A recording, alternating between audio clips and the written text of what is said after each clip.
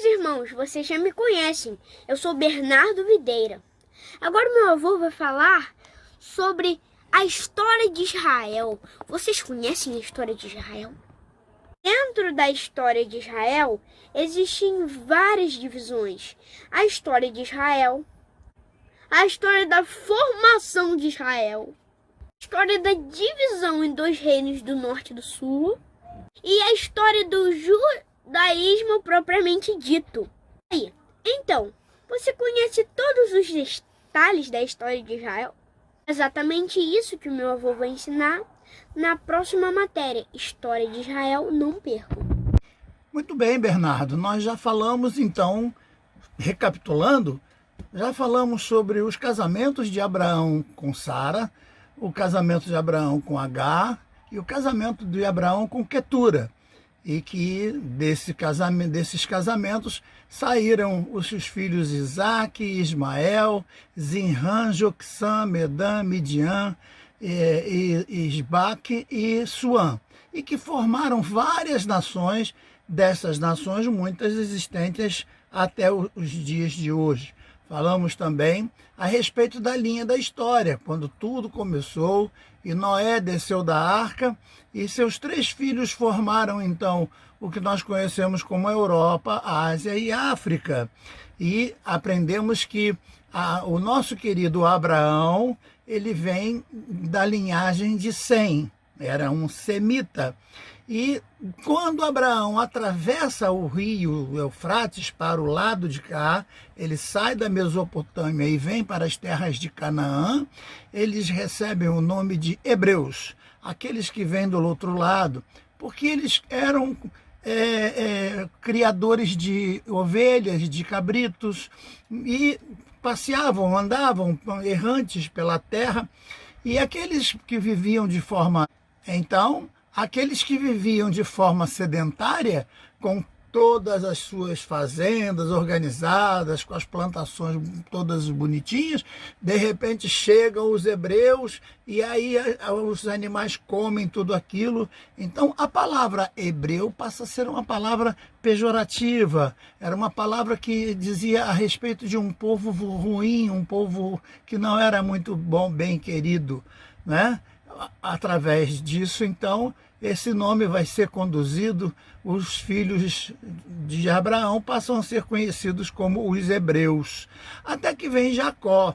Jacó com os seus filhos, ele luta com o anjo, pede a Deus para lutar o seu nome. Imagine alguém ser conhecido, ei, da onde, que nação você é? Eu sou da nação dos filhos do suplantador. Eu sou da nação dos filhos daquele que puxou o calcanhar do irmão. Porque é isso que Jacó representa. Então, quando o anjo muda o nome de Jacó para príncipe, para Israel, opa, todos gostavam de dizer, eu sou da onde eu sou daqueles dos filhos de Israel, eu sou da nação dos filhos de Israel, eu pertenço ao povo dos filhos de Israel, eu pertenço ao grupo dos filhos de Israel. Então, a partir de aí, então, o nosso querido Moisés vai deixar o nome hebreu de lado, que era um nome que significava escravos, né? E vai passar a usar os filhos de Israel. E com isso eles vão possuir a terra, e agora, possuindo a terra, eles passam a ser nação, como eu expliquei a vocês. Sendo nação, eles vão ter durante 350 anos um período onde os regimes feudais das tribos vão comandar de forma separada. As 12 tribos serão um regime tribal e não vai haver governo central. Mas quando vem o período da monarquia, então Israel passa a ser um reino, com o primeiro rei, que é o rei Saul. O segundo rei é o rei Davi. E vamos continuar daqui para lá. Vamos para o painel para a gente aprender mais hoje? Jacó, que vai agora ter o seu nome mudado. Imagine alguém se chamar eu sou filho do último, eu sou filho daquele que veio com a mão agarrada no calcanhar do seu pai, né? Não, agora ele muda o nome para Israel. Então você quem é? Eu sou filho de Israel. Israel quer dizer príncipe, então eu sou filho do príncipe. Já dá uma conotação, né, de mais orgulho para o povo.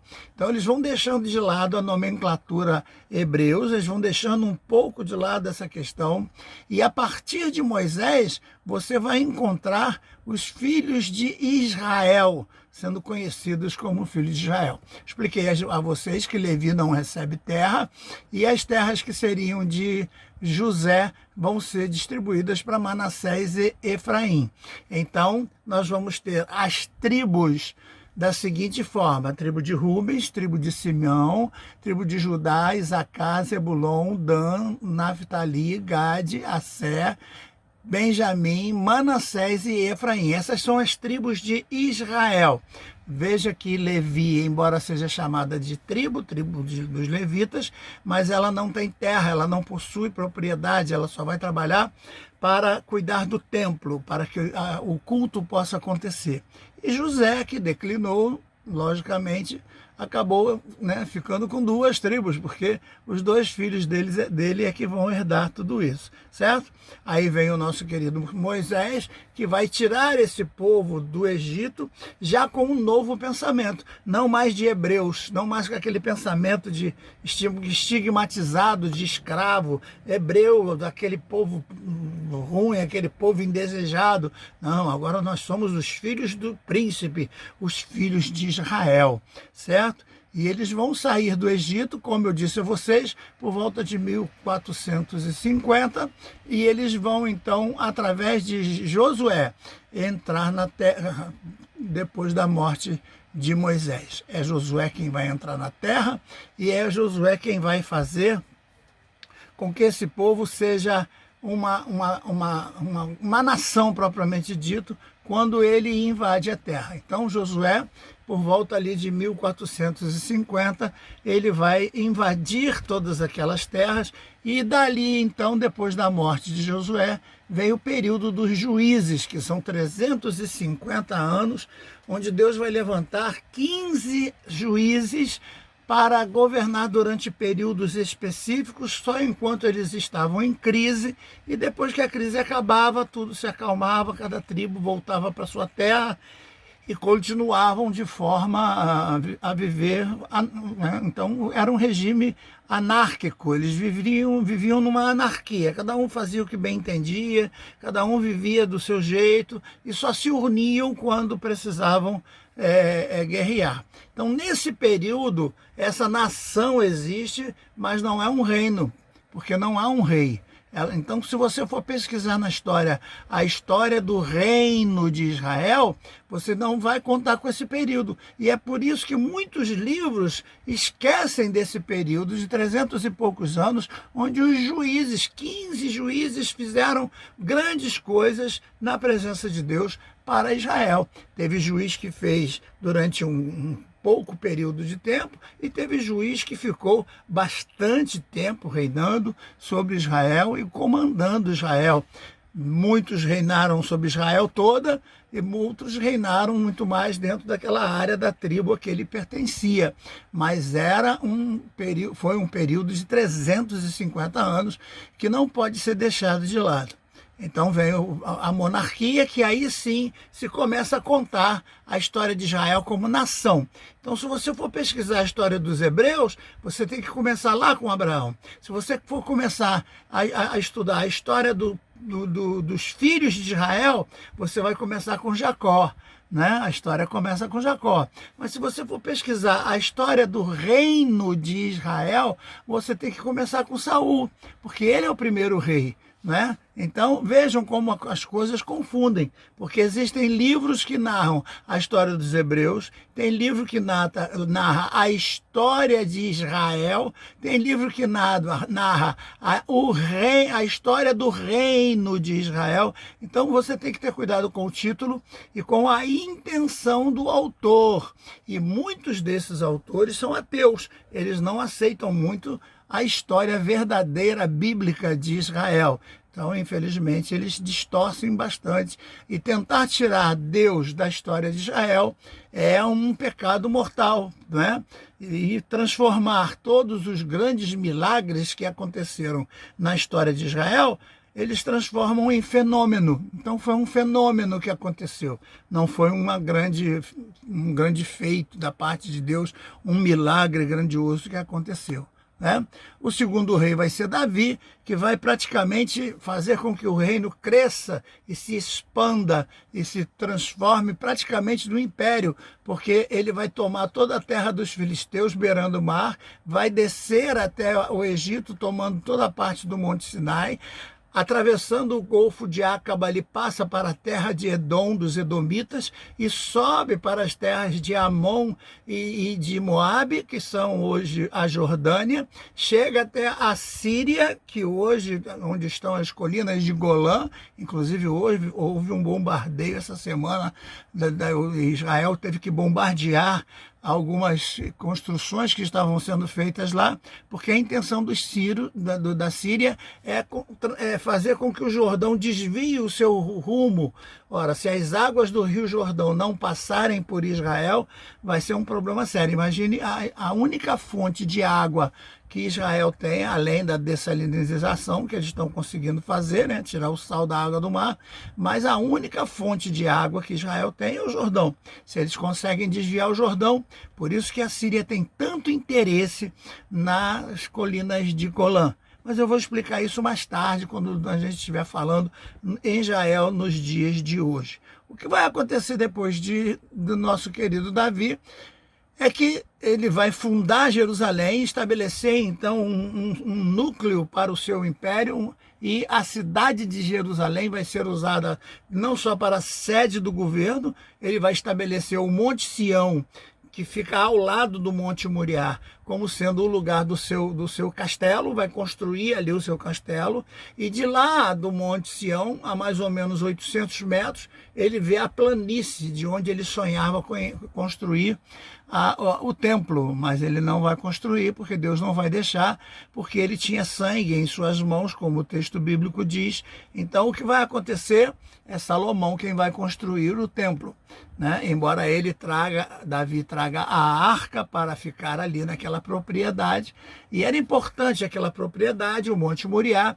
Você vai se lembrar lá quando Abraão vai sacrificar Isaque, vai ser exatamente em cima daquele monte, onde tem uma rocha que é praticamente endeusada por essas religiões, né? Aquele domo da rocha, que é vulgarmente conhecida como Mesquita de Omar, fica exatamente em cima dessa rocha, onde Isaque seria sacrificado, se não fosse Deus bradar do céu e mostrar um cordeiro como sacrifício. Mas para os muçulmanos, o sacrifício ali seria de Ismael e não de Isaque, certo? E para os cristãos, aquele lugar também é importante, porque seria o local onde Jesus foi circuncidado. Então os cristãos também têm olho naquele lugar. Então praticamente as três maiores religiões do mundo querem o mesmo lugar, que fica no centro de Jerusalém, no Monte Moriá. Mais tarde eu vou explicar sobre isso quando a gente estiver falando dos conflitos árabes israelenses dos nossos dias, tá certo? Isso daqui a mais uns capítulos, vamos chegar lá. Então agora vem o reinado de Salomão, que infelizmente vai ser um péssimo reinado. Como eu falei para vocês, ele vai reinar de forma dissoluta. No começo ele reina muito bem, ele chama muita atenção, mas ele vai ficando vaidoso, e a vaidade dele vai ficando muito custosa, muito cara para o povo, até que ele é obrigado a aumentar os impostos e o povo fica oprimido. E quando ele morre, o seu filho vai acabar dividindo a nação em duas partes. Então ele vai, infelizmente, fazer com que a nação seja dividida, porque seu filho Roboão, que vai reinar no lugar dele, vai aumentar os impostos mais ainda. E aí vai haver uma briga. O pessoal do norte, que trabalhava muito mais na plantação, não vai aguentar pagar os impostos, e eles vão convidar um rapaz chamado Jeroboão para reinar sobre eles. E aí a nação se divide entre Reino do Norte e Reino do Sul. O Reino do Norte vai ser constituído de 10 tribos. Essas 10 tribos vão ficar unidas até por volta de 730 a.C., quando serão invadidas pelos caldeus, né?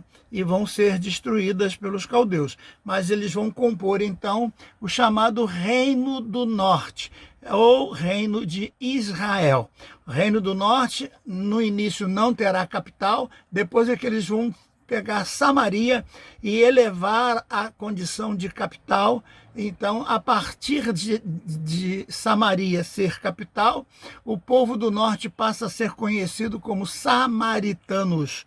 Por isso que quando você vê Jesus indo com aquela mulher samaritana, né? Os samaritanos não pertenciam aos judeus, porque eles preferiram se separar, separaram-se aqui como nação, e depois que Esdras resolve reconstruir tudo com a permissão do rei da Síria, os samaritanos já estavam completamente envolvidos, já tinham se casado com outras mulheres, já estavam completamente comprometidos, então não quiseram mais compor o novo reino, que seria o novo reino de Israel, unificado como era a vontade de Deus. Então somente os judeus voltaram a possuir a terra, mas nós vamos falar isso no momento exato que chegarmos lá. Então o que vai acontecer? Do lado do sul, 2 tribos vão se unir, e essas 2 tribos, que é Judá e Benjamim, onde vai ficar a capital e o templo, o que é mais importante, eles vão ficar ali. Então o que vai acontecer? No norte, 10 tribos vão ficar, 10 tribos pobres, que viviam da plantação. E no sul, as 2 tribos mais ricas, junto com a tribo de Levi, que eram os levitas, porque eles é que cuidavam do templo, certo? As tribos do sul, as chamadas de Judá e Benjamim, serão então chamados de Reino de Judá. Então agora nós temos 2 reinos. Nós temos o Reino do Norte, que se chama Israel. A partir desse momento, 900 a.C., mais ou menos, a nação de Israel não é uma só. Nação de Israel agora são as 10 tribos do norte. E nação de Judá são as 2 tribos do sul, junto com os levitas. Então, a partir de agora, Judá deixa de ser uma tribo para ser uma nação. Então, se você for estudar a história dos judeus como nação, a história vai começar agora. Agora começa essa história, porque antes Judá era apenas uma tribo. Agora é que Judá passa a ser uma nação, tendo Roboão como seu rei. Repare, Roboão vai ser o rei que vai substituir Salomão no reino de Judá, em Jerusalém. E no norte, Jeroboão. Então, cuidado que os nomes confundem muita gente. E eu já vi muita gente famosa trocando esses nomes aí, certo? Então, o que vai acontecer depois? Vem o Império dos Medos e Persas, né? A Babilônia vai invadir, eu disse aqui um pouquinho antes a respeito da Babilônia. Deixa eu tocar aqui só para vocês verem. Nesse momento aqui que a gente está nesse ponto, eu estou falando de Babilônia invadindo e mais tarde destruindo o templo. Então, em 606, Babilônia cerca Israel, e em 575, mais ou menos antes de Cristo, Babilônia destrói a cidade de Jerusalém toda e destrói o templo completamente. O templo é completamente destruído e aniquilado, certo? Depois vem o Império dos Medos e Persas, em 570, e os judeus recebem de presente a liberdade de voltarem para suas terras e reconstruírem as suas terras do jeito que eles quisessem fazer. A reconstrução vai se dar até mais ou menos 450 a.C., quando o templo vai ficar pronto, certo? Isso está tudo dentro das profecias de Daniel, mostrando inclusive o tempo dos tratados, das cartas escritas às nações, para que Neemias conseguisse mantimento e material, e tudo isso está narrado na Bíblia Sagrada. Eu estou só dando um quadro panorâmico dos acontecimentos históricos, mas tudo isso tem os versículos bíblicos que a gente pode discutir com calma, se for numa aula mais fácil de ser dada, com uma aula presencial, talvez, né? Então, agora o próximo passo que vem é o Império Grego. Por volta de 334 a.C., Alexandre vai invadir todas aquelas terras, vai vencer Dario III e vai tomar também a cidade de Persépolis, que era a capital da Pérsia, e vai reinar então com todo o Império Grego. Vai estabelecer a lei onde todos têm que falar grego, vai mandar traduzir todos os grandes textos para o grego, vai mandar construir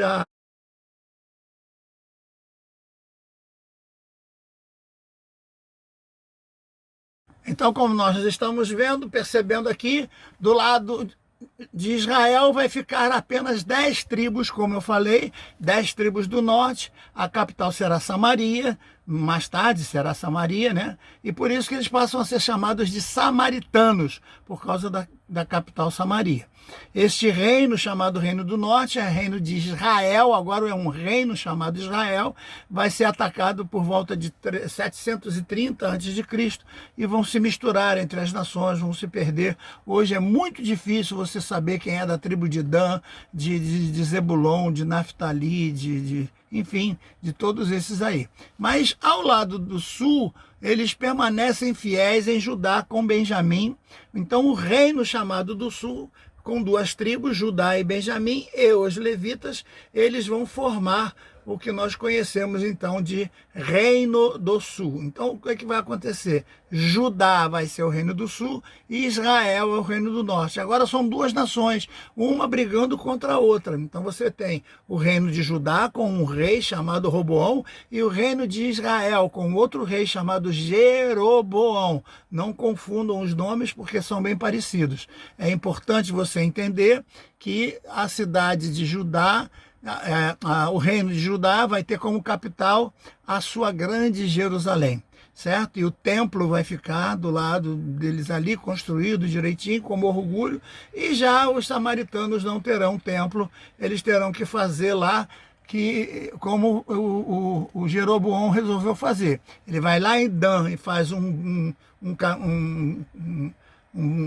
vaca lá de ouro, um touro de ouro, um boi de ouro, né? E vai também lá pertinho de Betel e faz um outro touro de ouro para que as pessoas adorem. Então vai ter um touro de ouro em Gilgal e vai ter um touro de ouro lá em Dan, lá em cima, para que as pessoas deixem de ir adorar em Jerusalém, porque indo para Jerusalém levava dízimo, levava oferta e acabava a nação ficando sem esses valores. Então Jeroboão vai criar uma religião, né, pagã, idólatra, para os chamados filhos de Israel. A partir desse período, 900 e alguma coisa antes de Cristo, Israel não é mais uma nação, são 2 nações. A nação de Israel fica sendo com as 10 tribos do norte e as 2 tribos do sul, junto com os levitas, vão formar um novo reino que vai ser Reino de Judá. Se você quiser saber a história do Reino de Judá, você tem que pegar a partir de aqui. Então, a partir de 1000 anos antes de Cristo, é a história do Reino de Judá, porque não existe Reino de Judá antes da separação das 2 tribos, das 2 reinos.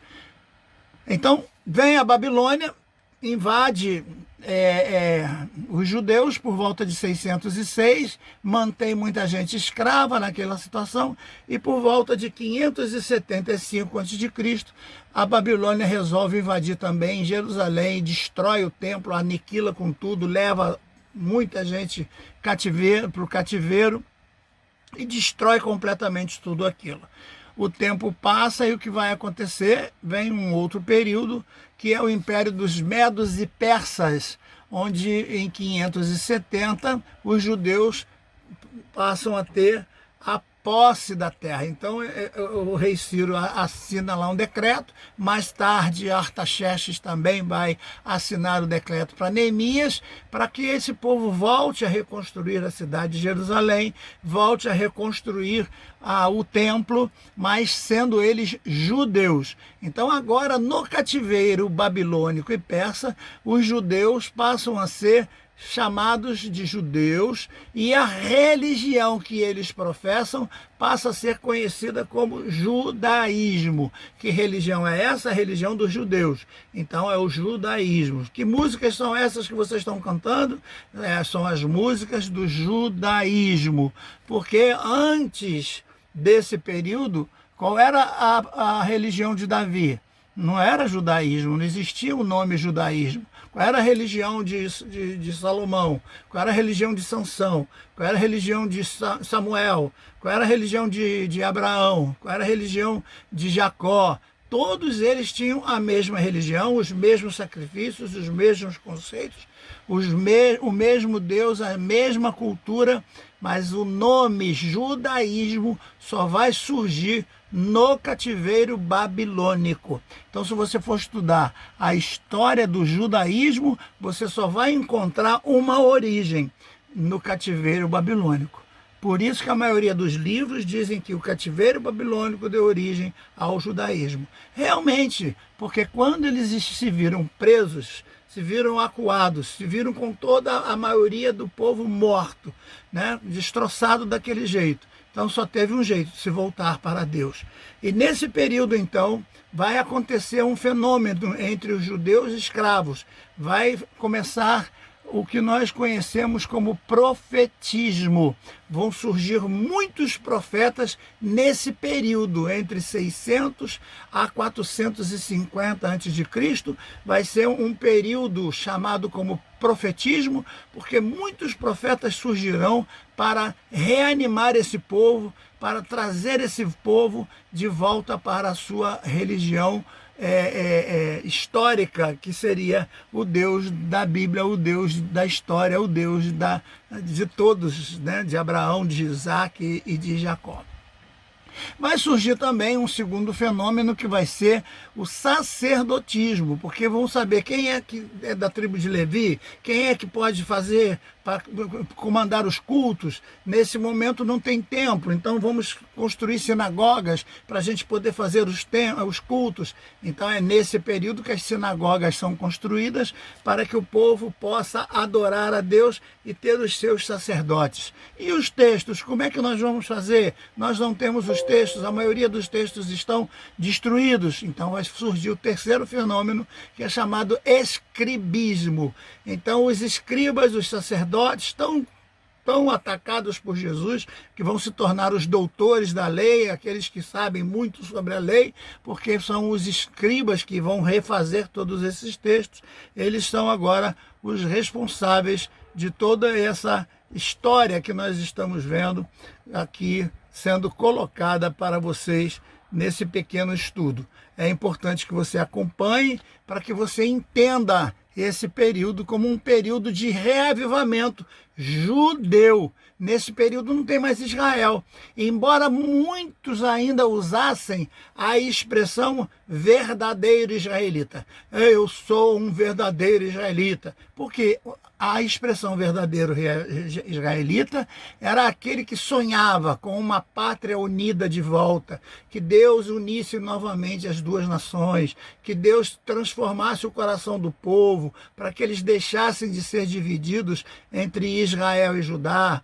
Mas é uma expressão profética de sonho, mas não de realidade, porque Israel já não existia mais. Já a única que existia agora eram as terras dos judeus, que foram devolvidas pelo Império Persa. Depois o que vai a construção, vem a construção, né? Aí vem Esdras, Neemias, Zorobabel, Josué e outros mais que vão trabalhar para reconstruir o templo e reformular todo o conceito das regras e dos conceitos da fé e tal. E o que Esdras vai fazer? Vai chamar o povo a uma volta ao passado. Vai chamar aquele povo, que muitos deles nasceram no cativeiro, que nem falar hebraico falavam mais. Muitos discursos de Esdras tem que ter um tradutor falando em hebraico.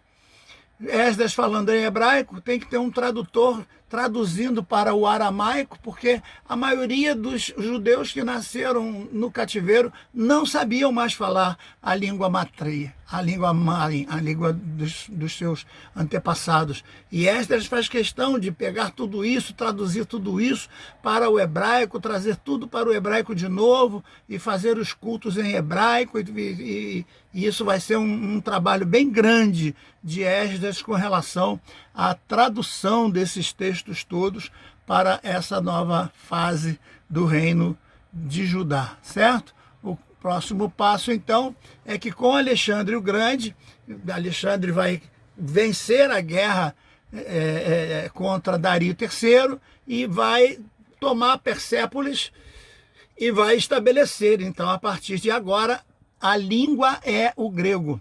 Então veja, um povo que veio com língua hebraica, passa a ser língua aramaica, volta a ter a língua hebraica, agora é obrigado a falar a língua grega. Então o sonho de Alexandre era construir uma grande biblioteca onde estivesse ali todos os itens de grandes escritores, de grandes sábios, de grandes artistas, abrir biblioteca na cidade que ele mesmo fundou, que é Alexandria, no norte do Egito, né? No norte do Egito, a cidade de Alexandria, que não existe mais hoje para visitar, só se for mergulhando, porque o mar mudou, a erosão da terra modificou tudo e hoje está debaixo d'água. Aquela antiga Alexandria não existe mais, está debaixo d'água. Então, o que vai acontecer?